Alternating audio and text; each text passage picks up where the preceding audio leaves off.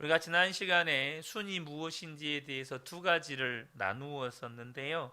첫 번째는 순은 확장된 가족 교회라는 것입니다. 가족 같은 사람들의 모임이 아니고요. 예수 그리스도 안에서 한 피바다 한 몸 이룬 하나님의 가족이 된 사람들의 모임입니다. 중요한 사실은 하나님의 가족인 수는 하나님의 뜻을 행하는 공동체로 존재할 때 비로소 확장된 가족 교회로 존재하게 된다는 것입니다. 언제나 순의 목표점, 순의 목적지는 하나님의 뜻을 행하는 데 두셔야 한다는 것이죠. 두 번째는 수는 코이노니아 교회라는 것입니다. 이것은 적당한 번역할 만한 단어가 없기 때문에 우리말로는 사귐 또는 교제로 이렇게 번역이 되어 있기는 하지만 사실 사귐이나 이 교제가 코이노니아의 의미를 다 담아내지는 못합니다.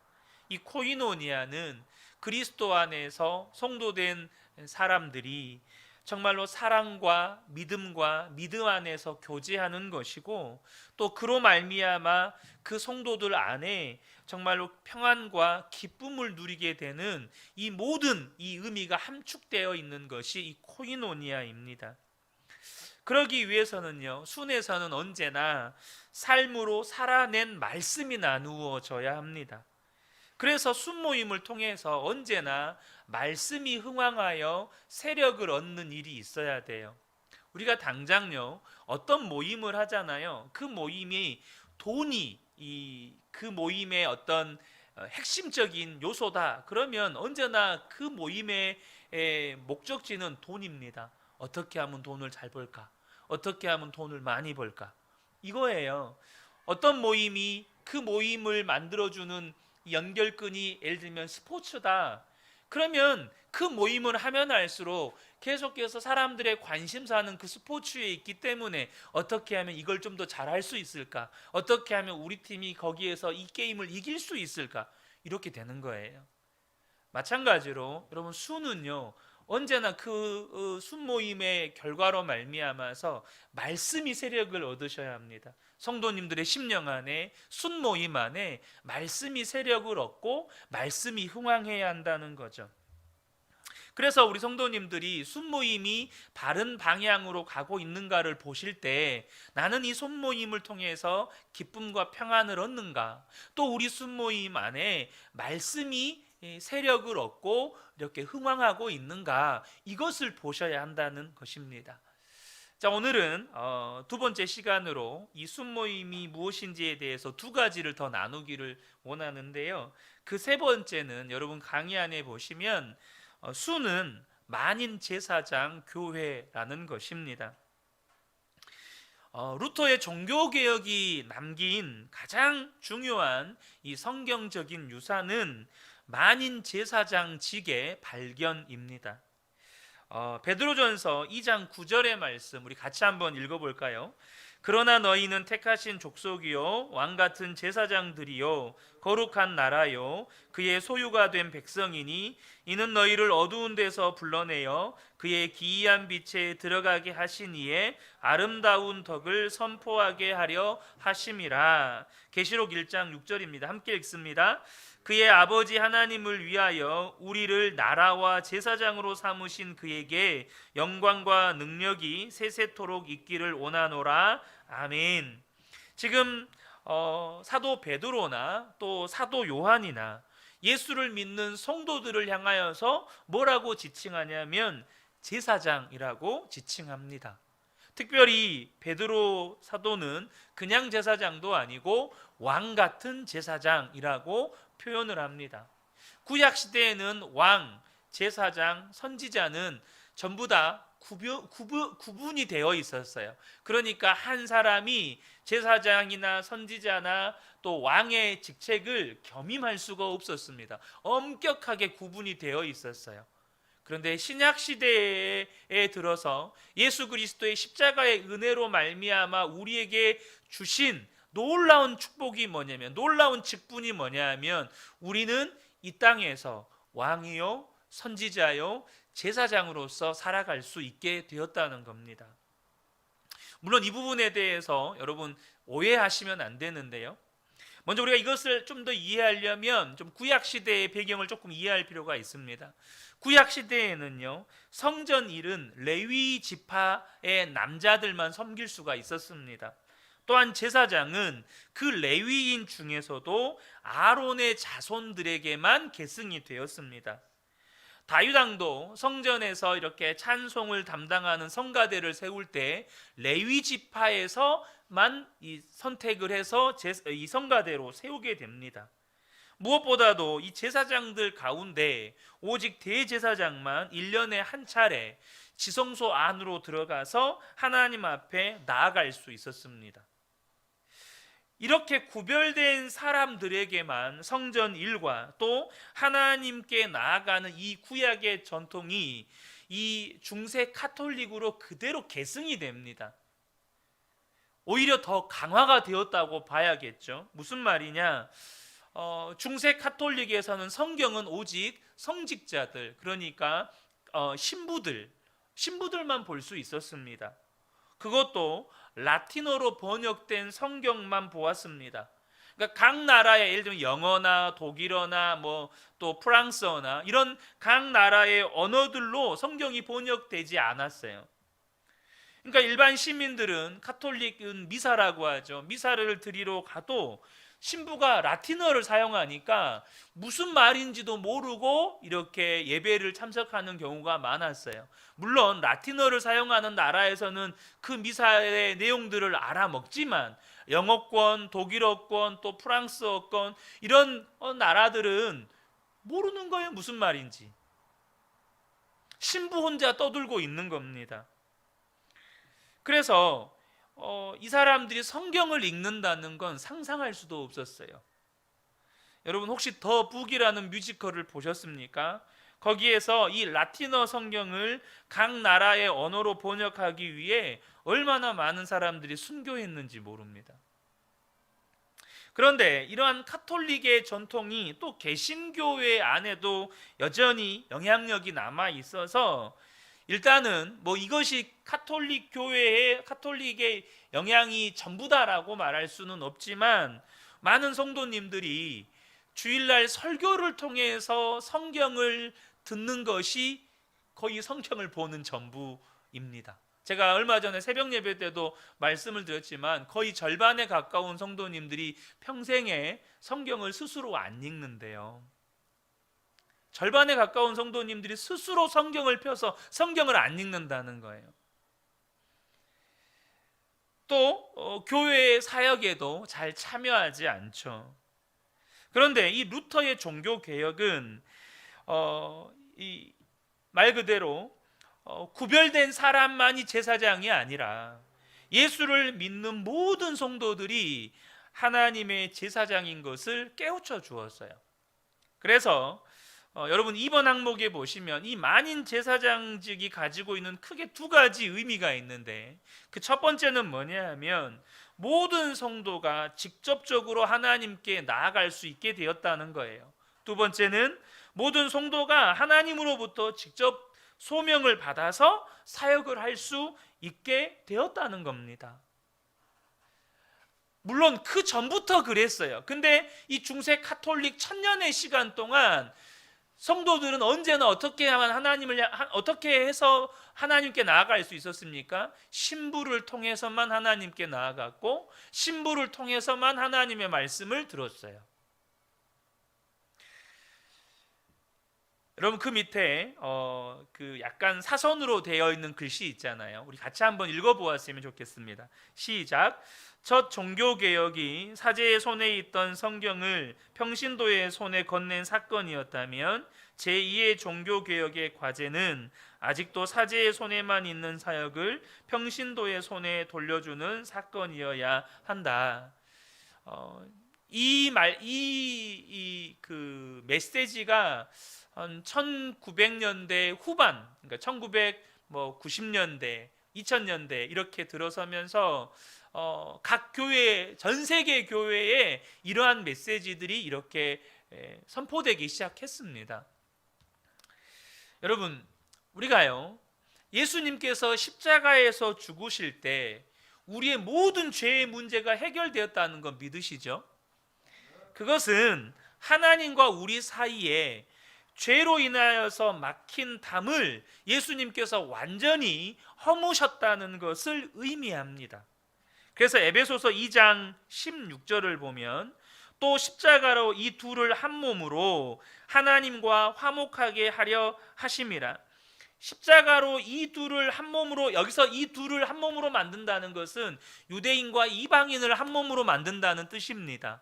그리스도 안에서 원수되었던 유대인과 이방인이 하나가 되었다는 뜻이에요. 그런데 그 뒤에 보시면 한 몸이 되어서 하나님과 화목하게 하려 하심이라. 원수된 것을 십자가로 소멸하시고, 하나님과 우리 사이에 예수 그리스도의 십자가로 말미암아 원수되었던 것을 소멸해 버리셨다는 거예요. 그래서 예수님이 십자가에 죽으실 때 하나님과 우리 사이가 단절되었던 것을 상징하는 성소와 지성소를 구분하는 휘장이 위아래로 완전히 갈라지게 되죠. 이것이 무엇을 의미하는 겁니까? 예수님께서 십자가에서 죽으심으로 말미암아 하나님과 우리 사이에 원수된 것을 완전히 허무셔서 이제는 누구나 예수 그리스도로 말미암아 하나님 앞에 나아갈 수 있게 되었다는 것입니다. 히브리서 4장 16절 우리 함께 읽었으면 좋겠습니다. 히브리서 4장 16절 시작. 그러므로 우리는 긍휼하심을 받고 때를 따라 돕는 은혜를 얻기 위하여 은혜의 보좌 앞에 담대히 나아갈 것이니라. 아멘. 예수 그리스도께서 저와 여러분의 하나님과 우리 사이를 가로막고 있던 모든 문제, 이 죄의 문제를 해결하셨기 때문에 이제는 누구나 예수님을 믿으면 하나님 앞에 나아갈 수 있게 되었다는 거예요. 우리 성도님들 각자에게 말씀하시는 하나님을 이제는 만날 수 있게 되었다는 것입니다. 저는 우리 성도님들께서 예배 시간에 저를 통해서 선포되어지는 메시지를 통해서 은혜 받는 것이 정말 중요한 일이라고 생각을 합니다. 우리 교회 가운데 또 성도님들의 개인의 삶 가운데 하나님께서 분명히 저를 통해서 말씀하십니다. 그런데요, 여러분, 하나님은요, 여러분 각자에게도 반드시 성경을 통해서 말씀하십니다. 여러분 이거 믿으시죠? 그래서 여러분, 제 설교를 듣는 것보다, 이건 이렇게 말씀드리면 주일 예배 때 설교 안 들어도 된다 이런 의미로 받아들이시면 안 됩니다. 제 설교를 듣는 것에 대한 비중보다 여러분이 성령님을 의지해서 성경을 펴셔서 말씀을 읽는데 더 큰 비중을 두셔야 합니다. 엄밀하게 이야기하면. 왜요? 하나님은 나의 하나님이시잖아요. 신목사의 하나님 아니잖아요. 하나님이 나의 하나님이시잖아요. 하나님께서 이미 여러분에게 성령님을 보내셔서 여러분 안에 성령님이 계시고, 그 성령님께서 특별히 이것은 초대교회에 핍박받는 그런 배경 속에서 주시는, 요한 사도를 통해서 주시는 메시지이기는 했지만, 분명한 것은 그런 핍박 가운데 있는 성도는 목사나 교사나 선지자의 가르침이 없이 성령님을 통해서 하나님의 말씀의 가르침을 받을 수 있다고까지 사도 요한은 말씀합니다. 그래서 여러분들이 저를 통해서 선포된 말씀의 은혜 꼭 받으셔야 합니다. 하지만 여러분, 하나님의 말씀을 들을 때 가끔씩 이런 거 있잖아요. 하나님께서 각자에게 주시는 말씀이 사실 너무 부담이 돼요. 부담이 되니까 아멘 하기는 솔직히 조금 부담되고, 아멘 안 하자니 안 하면 안 될 것 같고, 막 이런 거 있잖아요. 저만 그렇습니까? 그런 거 있잖아요. 그럼 여러분, 그때요, 여러분이 직접 하나님 앞에 기도하시고 성경을 펴보세요.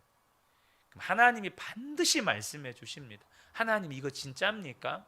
정말 저에게 말씀하시는 거 맞습니까?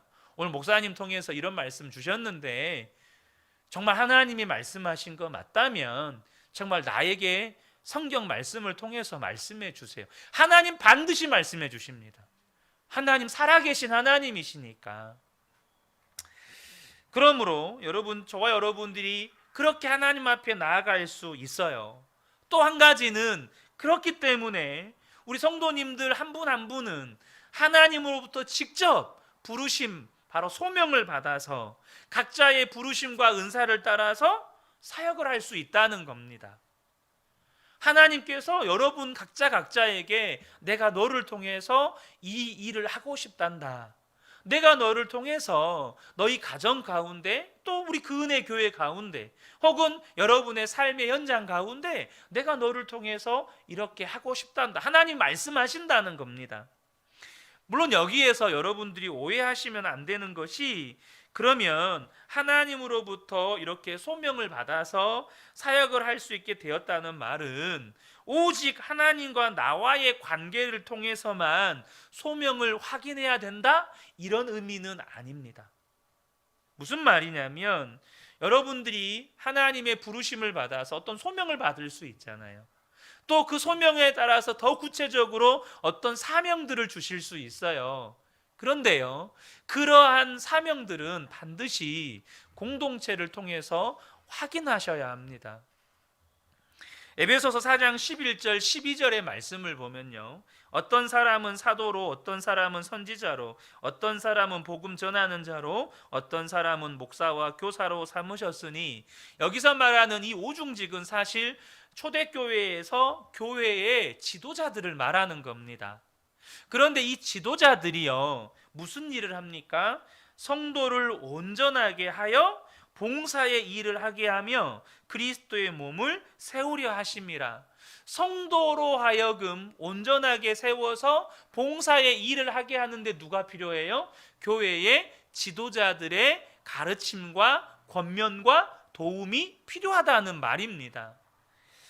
그래서 저와 여러분이 어떤 소명을 받고, 또 그래서 그 소명을 따라서 어떤 사역에 여러분들이 그렇게 봉사하고 또 헌신하고 쓰임 받아갈 때, 여러분들이 반드시 그렇게 하나님 나라를 섬길 때요, 교회와 또 공동체의 지도자들을 통해서 이렇게 훈련 받으셔야 되고, 또 검증도 받으셔야 합니다. 당장에 여러분, 목사도 마찬가지예요.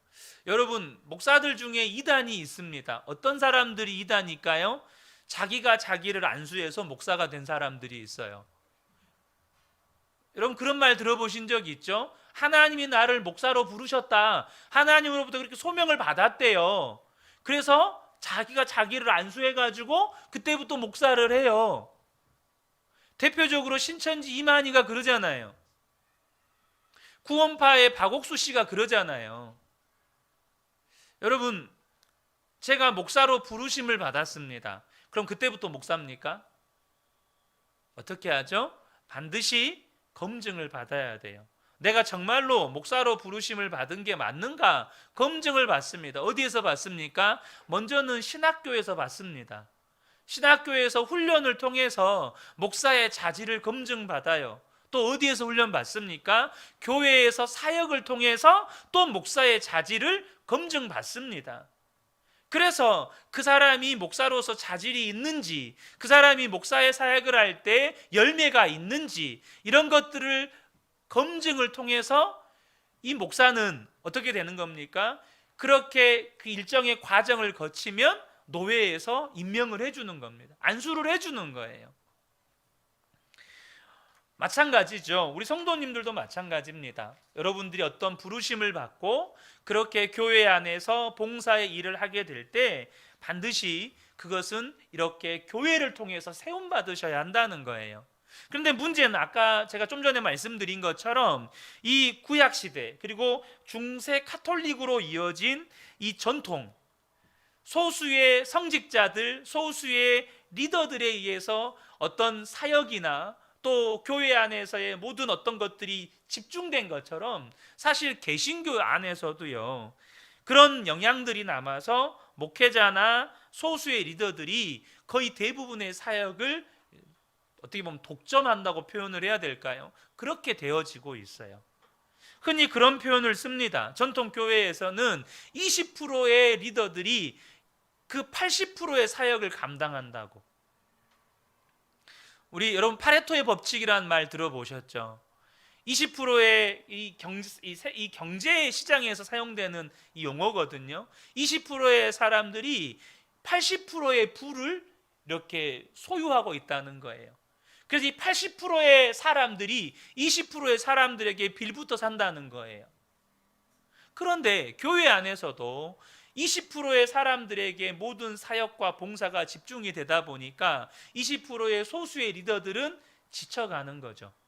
그리고 80%의 성도들은 20%의 사역자들의 헌신으로 신앙생활을 하기는 하지만 문제는 그들은 언제나 영적으로 변화나 성장이 없다는 겁니다. 신앙생활을 해도 변화나 성장이 없다는 거예요. 그런데 순교회가 가지고 있는 굉장히 큰 강점이 뭐냐면 이 성도들에게 이 사역을 되돌려 준다는 겁니다. 골로새 교회를 좀 살펴보죠. 우리가 지난주에도 골로새서 말씀을 읽었는데요.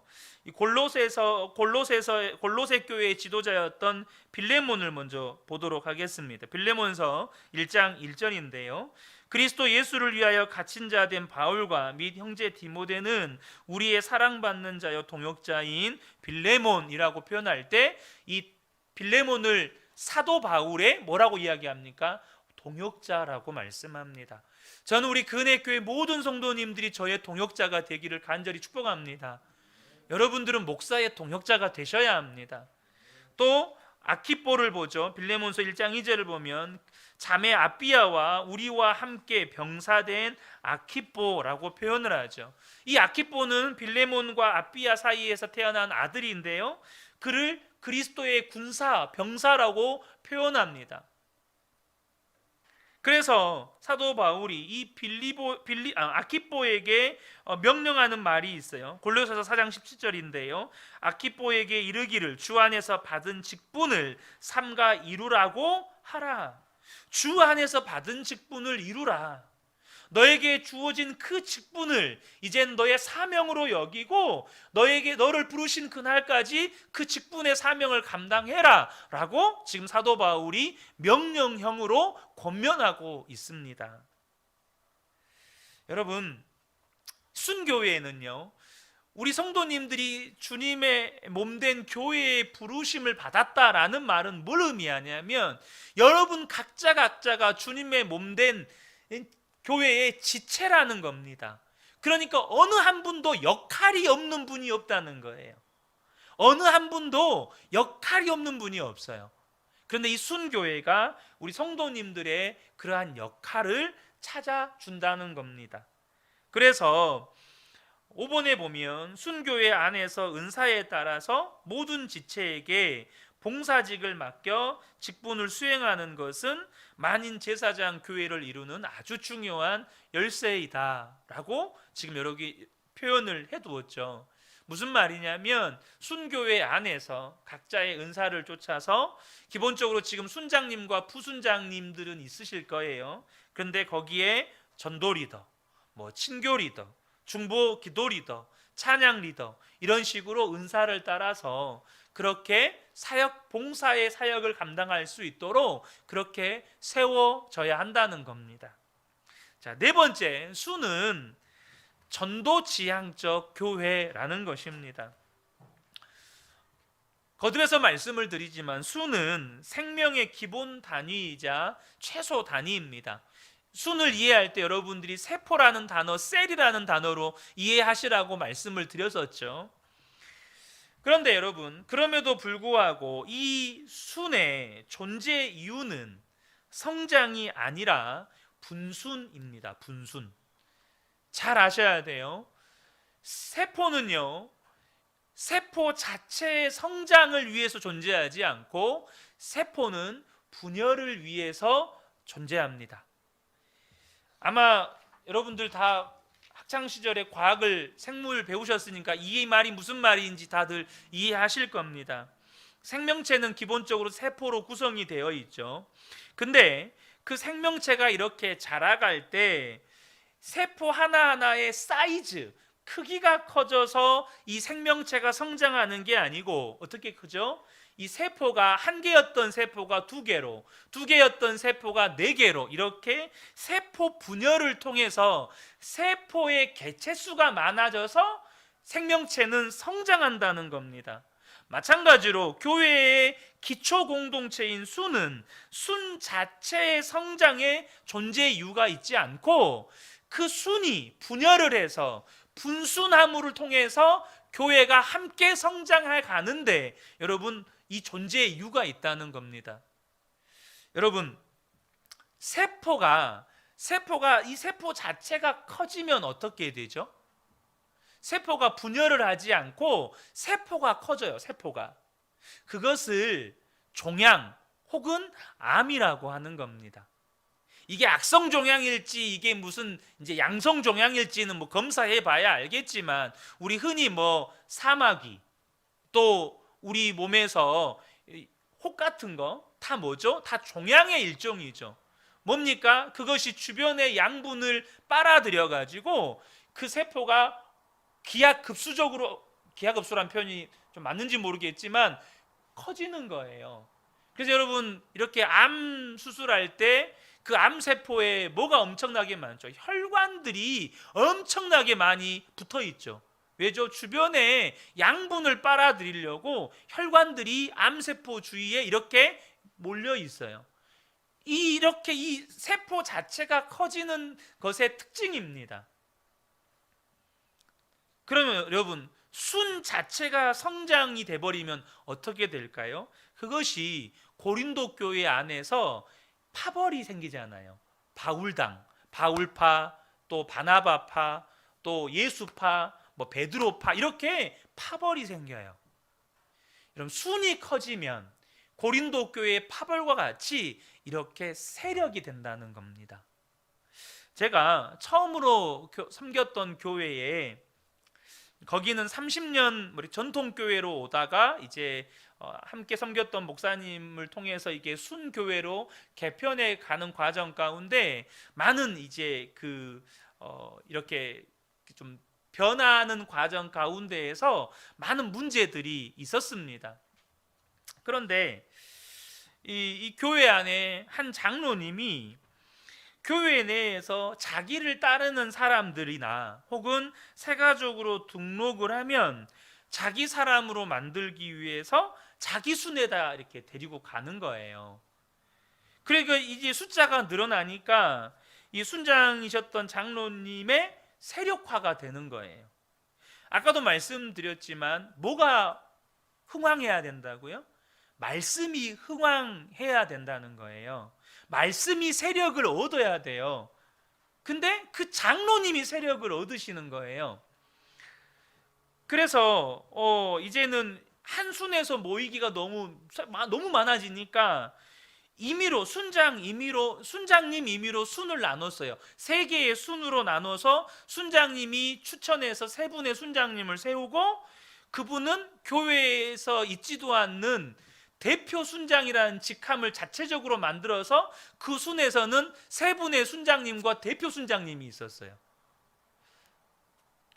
도저히 이 순모임의 의도대로 모여지지 않고, 모이면 맨날 이렇게 뭐 먹고 놀고 뭐 이렇게만 모임이 되니까 이제 목사님과 상의를 해서 순을 좀 개편을 해야 될 것 같습니다 라고 이제 목사님과 이야기를 나누고, 이렇게 해서 이제 순을 좀 조정을 들어갔는데, 아까도 말씀드렸다시피 이게 세력화가 되다 보니까 엄청난 반대에 부딪히는 거예요. 왜 자기의 허락 없이 순을 개편하느냐는 거죠.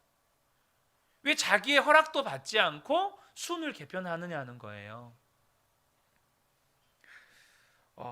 우여곡절 끝에 순을 재편성하기로는 했는데, 저는 끌려가서 몇 시간 동안 이제 막 이렇게 어려움을 당했죠. 왜 내 허락 없이 순을 이렇게 개편하느냐.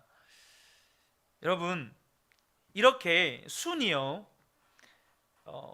분순이 안 되고 그 순 자체가 커지면, 순장님은 그런 의도가 없어도 당장 그 모임 안에 있는 순원들이 거기에서 안정감을 느끼게 되고, 또 안정감을 느끼게 되면 거기에 안주하게 되고, 그러니까 의도와 상관없이 그렇게 되어져 간다는 겁니다. 여러분, 물이 고이면 어떻게 되죠?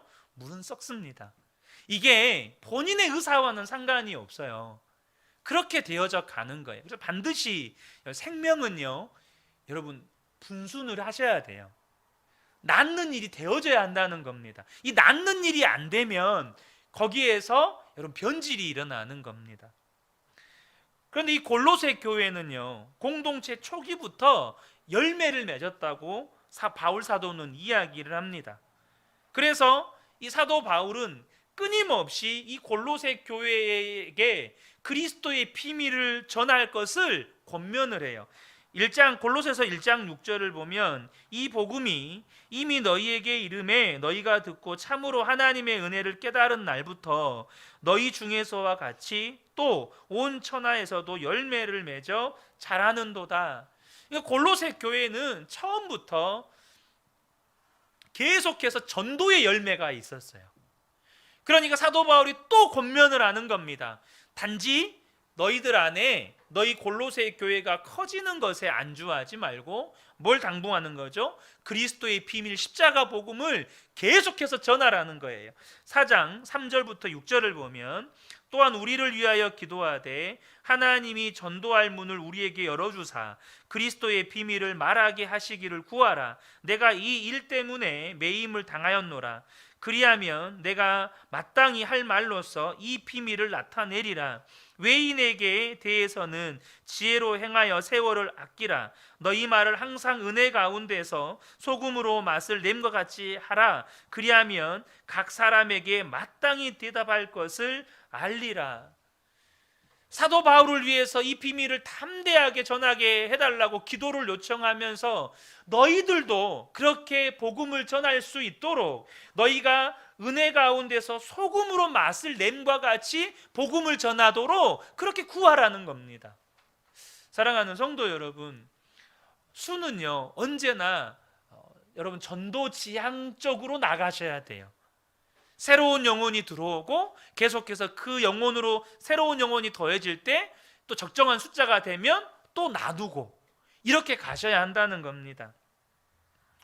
근데 우리가 이 순이라고 하는 것이 계속해서 나누었지만 교회에서 모이는 대그룹 공동체가 아니라 집에서 모이는 소그룹 공동체였다는 거예요.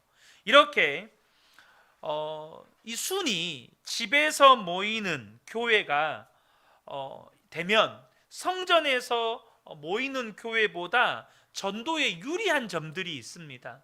먼저는 당장 불신자나 또 가난한 성도 있죠. 교회를 나갔지만 지금은 교회를 안 나가고 계시는 성도님들, 이런 분들이 장소에 대한 거부감이 있거든요.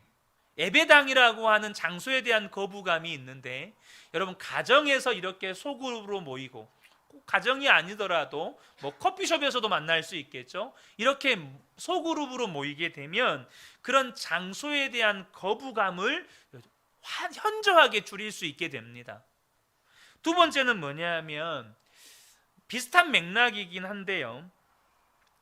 일단은 제가 이번에 그 주일에 여기 건너편에 그 헤어숍 원장님이 몇 주 전에 교회에 오셨잖아요.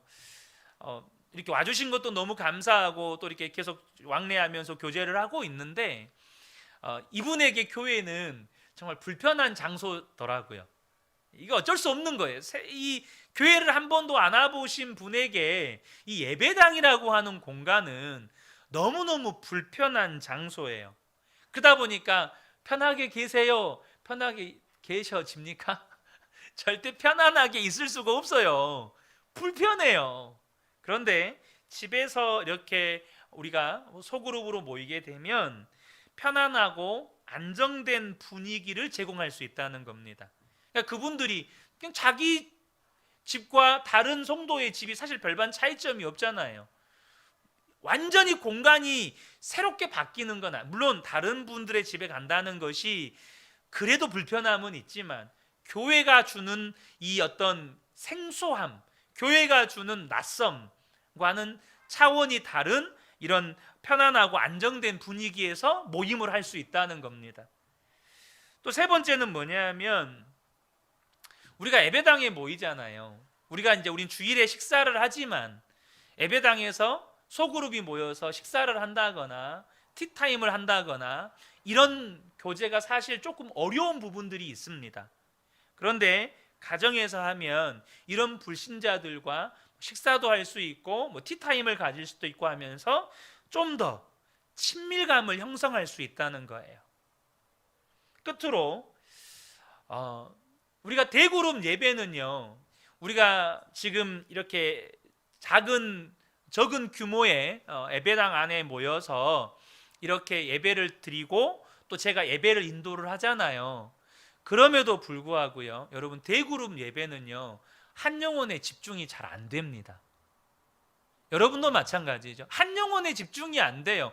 제 시선이요, 설교할 때 여기 끝에서부터 저 끝까지 다 훑어보게 돼요. 그럼 제가 여기 보고 있을 때는 이분을 놓치고 여기를 보고 있으면 이분을 놓치게 돼요. 무슨 말이냐? 대그룹 예배는 한 영혼에 집중하기가 어려워요. 한 영혼에 집중이 거의 불가능합니다.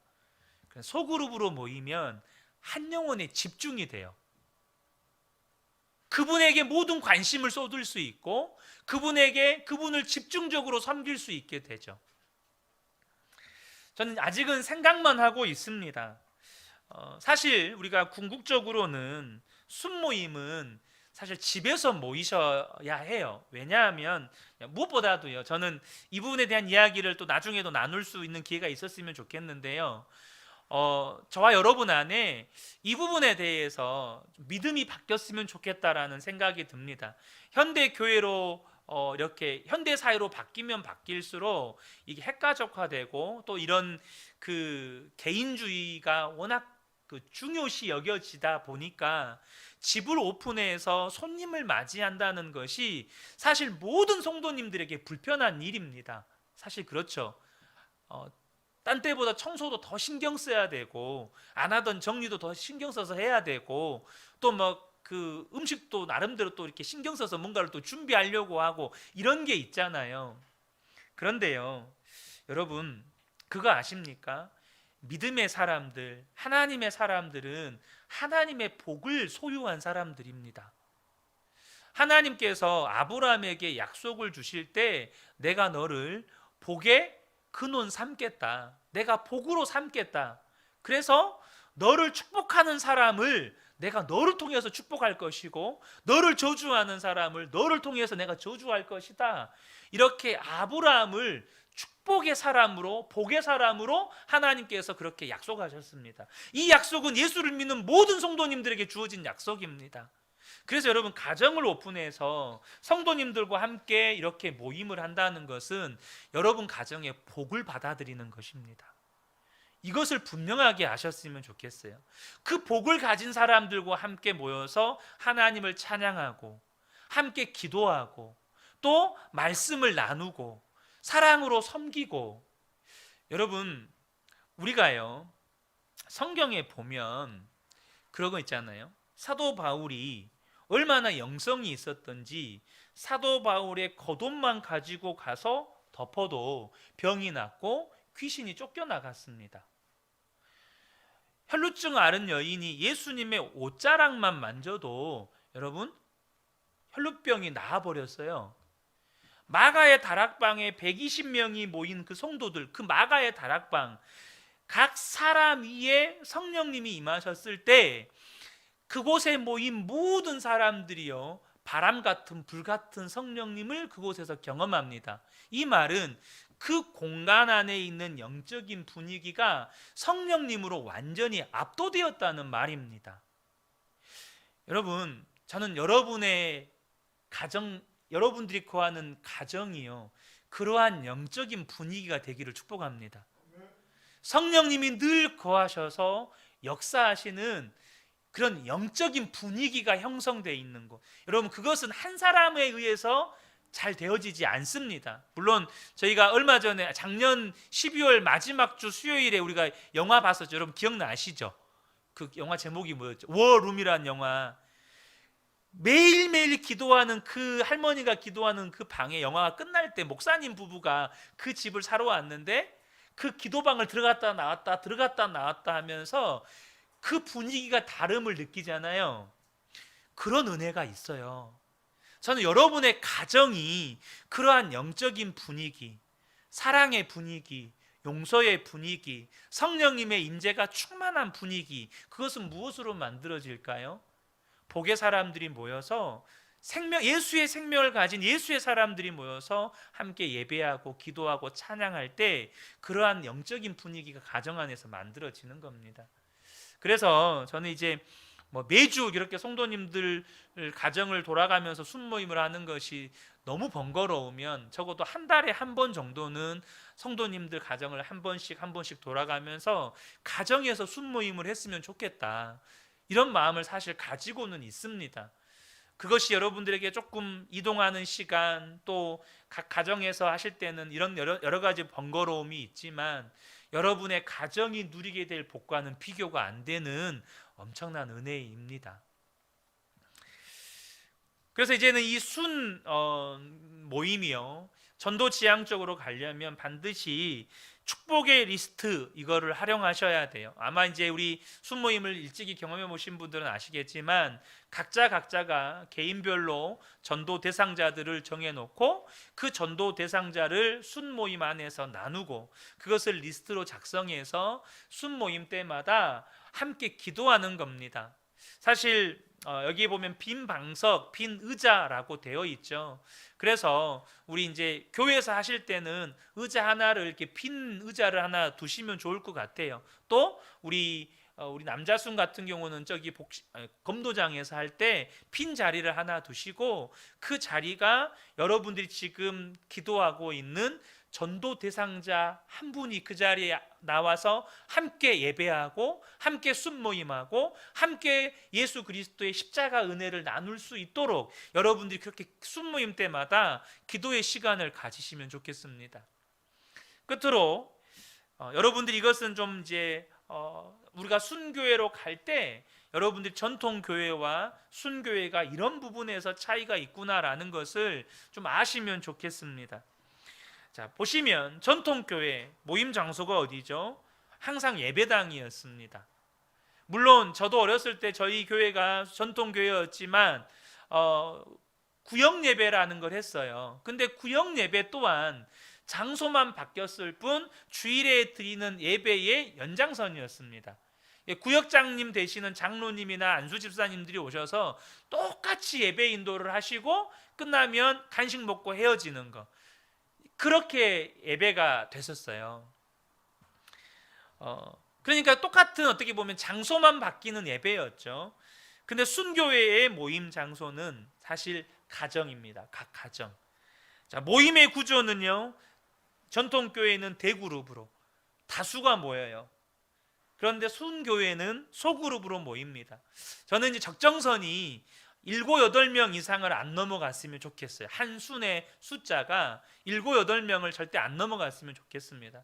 그래서 이제 한 7, 8명 정도가 되면 순장님들, 순원들이 분순을 위해서 기도하셔야 합니다.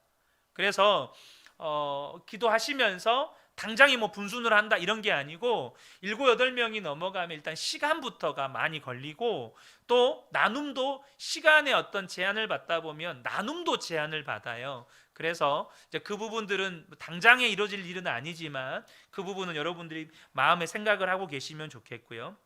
전통교회 중요 관심은 뭡니까? 예배에 얼만큼 많은 숫자가 참여했는가.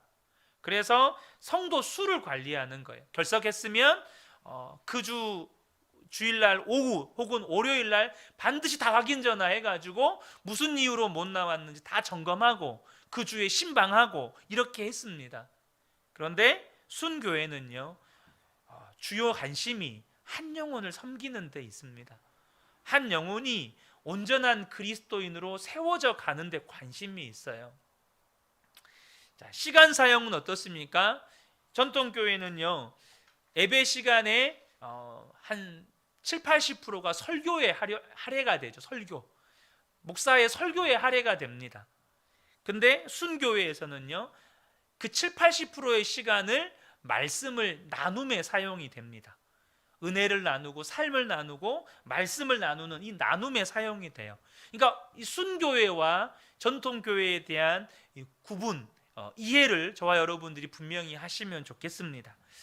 이렇게 지난주와 이번 주에 2주간에 이어서 순이 무엇인지에 대한 이야기를 나누었습니다. 저와 여러분이 이 순에 대한 이해를 가지고 계속해서 순모임에 참여해 가시다 보면 우리 성도님들이 순모임을 통해서 누리게 되는 은혜의 지경이 훨씬 더 넓어지리라고 저는 믿습니다. 우리가 그러잖아요. 어떤 여러분들 동네 축구와 프로 축구의 차이를 아십니까? 동네 축구와 프로 축구의 차이? 네? 예. 주사님 뭐 제대로 짚어주셨는데 동네 축구는요 룰이 없어요. 룰이 없어가지고 그냥 우르르 공만 쫓아다녀요. 반칙하잖아요. 목소리 큰 놈이 장땡이에요. 근데 프로축구는 어떻습니까? 룰이 있어요. 심판이 있고 공을 쫓아가는 게 아니고 선수들이 공을 이끌어가죠. 그래서 동네 축구는 관중이 없고 프로축구는 돈 내고 가서 보는 거예요. 수준이 다르니까. 여러분, 저는 우리 순모임이요 동네 축구가 안 됐으면 좋겠어요. 여러분, 이런 어떤 질서라든지 혹은 또 그 안에서 이루어진 어떤 뼈대가 없으면 순모임이 동네 축구 수준으로 전락해 버립니다. 그래서 나눔을 하더라도 나눔의 질서가 없어져 버려요. 그냥 내가 이야기하는 건 다 나눔이 돼요. 근데 여러분, 우리가 여러분 아셔야 내가 이야기하는 모든 나눔이 아니에요. 나눔을 할 때요, 나누는 분들이나 또 함께 참여하는 분들이나 늘 머릿속에 이런 생각이 있으셔야 돼요. 물론 우리가요 연약함을 다 수용할 수 있고 포용할 수 있어야 돼요. 하지만 방향은 언제나 말씀이 세력을 얻고 흥황하는 대로 가셔야 돼요. 근데 순모임을 하는데 1년이 지나고 2년이 지났는데도 늘상 나눔에 변화가 없다면 기도하셔야겠죠. 근데 그 기도의 기준조차도 이 순모임이라고 하는 것이 무엇이냐에 대한 이해함에서 나옵니다. 그리고 여러분들이 순모임이 무엇인지 이해함을 통해서 순모임에 참여하게 되면 순의 질서가 잡히고 거기에서 놀라운 열매가 맺어지는 겁니다. 물론 우리 순장님들께 부탁을 드리고 싶은 건 이 순모임이라고 하는 이 순모임에 대한 이해, 이런 것들이 또한 절대적인 기준이 될 수는 없습니다. 이게 말씀이 될 수는 없어요. 그래서 언제나 또 순장님들 안에도 그 부분에 대한 은혜가 있으셔야 합니다. 소위 말해서 밀당을 잘해야 되죠. 밀당을. 이게 참 어려운 것이긴 하지만 이 밀당의 고수가 되셔야 됩니다. 우리 순장님들은 어떤 부분들은 허용해주고 또 어떤 부분들은 적절하게 끊어서 바른 방향으로 또 방향도 선회해주고, 그런데 이런 것들이 아주 미묘해서 잘못하다 보면 감정 상하는 일도 생기고 또 마음에 시험 드는 일도 생기고 하잖아요. 그래서 사실 리더의 위치가, 우리 순장님들의 위치가 제일 어렵습니다. 그래서 이 부분에 대해서 모든 순원들이 함께 마음을 모아서 순모임을 만들어 가야 돼요. 순장님 한 분의 노력으로 되는 거 아닙니다. 교회가 목사 한 사람의 노력으로 되는 거 아니듯이 순모임도 순장님 한 분의 노력과 헌신으로 되는 게 아니라 우리 순원들이 다 같이 함께 만들어가는 겁니다. 그래서 우리 모든 우리 근혜교회 성도님들이 순모임이 정말로 예배 못지않은, 아니 예배보다 더 깊은 은혜를 경험하는 은혜의 현장이 되었으면 좋겠습니다. 이 은혜가 우리 모든 성도님들께 함께 하시기를 예수님의 이름으로 축복합니다. 아멘.